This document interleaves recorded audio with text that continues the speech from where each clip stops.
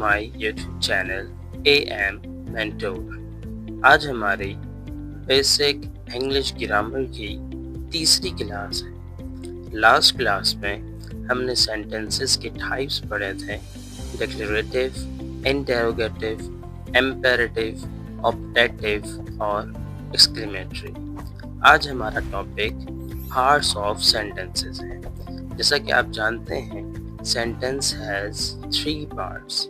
एक सेंटेंस के 3 पार्ट्स होते हैं। The number 1 is subject, number 2 is predicate and number 3 is complement. आइए इन तीनों को तफसील से जानते हैं। सबसे पहले subject. So what is the definition of subject? The definition of subject is the subject of a sentence is the person, place, thing or idea that performs the action. Something is told about it. किसी भी sentence का subject वो कोई शख्स, जगह या चीज़ या कोई आइडिया होता है जो कि एक्शन को परफॉर्म करता है, जिसके बारे में बात हो रही है।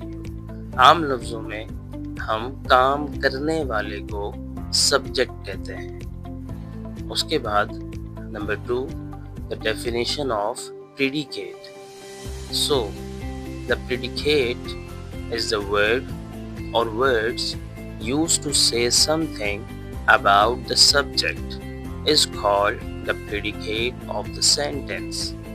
किसी भी सेंटेंस के अंदर प्रेडिकेट वो एक वर्ड या एक से ज़्यादा वर्ड होता है जो कि सब्जेक्ट के बारे में हमें बताता है।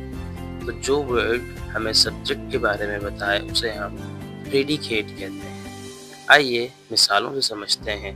For example, Ali is a teacher. तो इस एग्जाम्पल में अली सब्जेक्ट है and predicate is a teacher है। इसी तरह यू आर डॉक्टर। तो इस सेंटेंस में यू सब्जेक्ट है और बकिया जुमला आर डॉक्टर ये प्रेडिकेट है।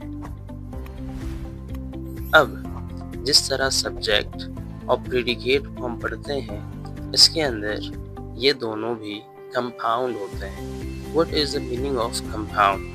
कंपाउंड का मतलब होता है एक से ज़्यादा किसी चीज़ का होना। So compound subject, the definition of compound subject is a compound subject consists of 2 or more nouns or phrase.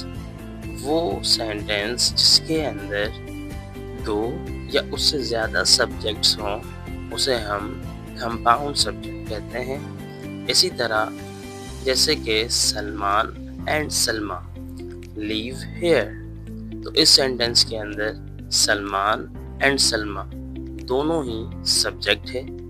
इसी तरह अगली example, Ali, Aliya and their parents go to the picnic.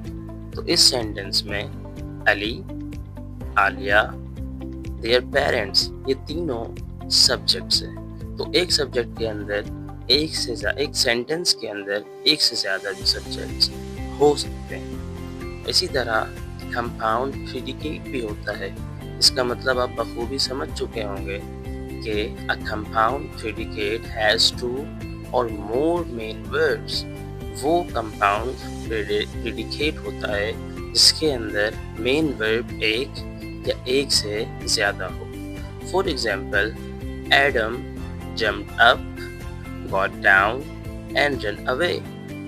सो इस एग्जाम्पल में jumped up, got down and run away 3 predicate को use किया है जो कि मेन वर्ब है। इसी तरह नेक्स्ट एग्जाम्पल है हमारे पास, Alia wakes up, brushes and takes breakfast। इस एग्जाम्पल के अंदर भी 3 प्रेडिकेट मेन वर्ब हमारे पास हैं।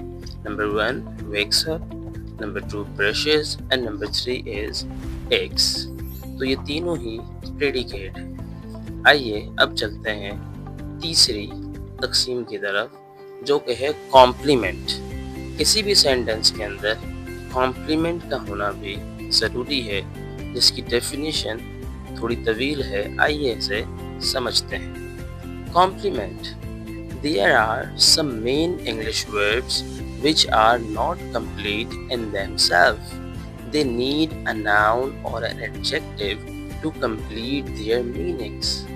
यानी कुछ इंग्लिश के वर्ब ऐसे होते हैं कि जो खुद अपना माना बता नहीं पाते, जो खुद से ही सेंटेंस को कंप्लीट नहीं कर पाते, बल्कि सेंटेंस को मुकम्मल करने के लिए उन्हें नाउन या एडजेक्टिव की ज़रूरत होती है। सो the term complement therefore means something that is needed to complete a grammatical structure. तो complement हम उसे कहते हैं जो किसी भी सेंटेंस को ग्रामेटिकली कंप्लीट करने के लिए इस्तेमाल हो। For example, we know the fact, हम सच्चाई जानते हैं। सो इस एग्जाम्पल के अंदर वी सब्जेक्ट, नो प्रेडिकेट है, लेकिन इसके बावजूद हमें अलग से नाउन की ज़रूरत पड़ रही है जो सेंटेंस को कंप्लीट कर रहा है। So the fact word is complement. Number 2 example is my brother writes letters. So my brother subject, writes predicate, लेकिन अभी भी इसका माना मुकम्मल नहीं हो रहा। तो मुकम्मल करने के लिए हम यहाँ पर लेटर का वर्ड एज अ कॉम्प्लीमेंट के यूज़ करते हैं ताकि ये हमारे सेंटेंस को कंप्लीट कर दे। माई ब्रदर राइट्स, मेरा भाई लिखता है, तो क्वेश्चन पैदा होता है क्या लिखता है, तो उसके जवाब में हम कॉम्प्लीमेंट यूज़ करते हैं, माई brother writes letters. Thank you.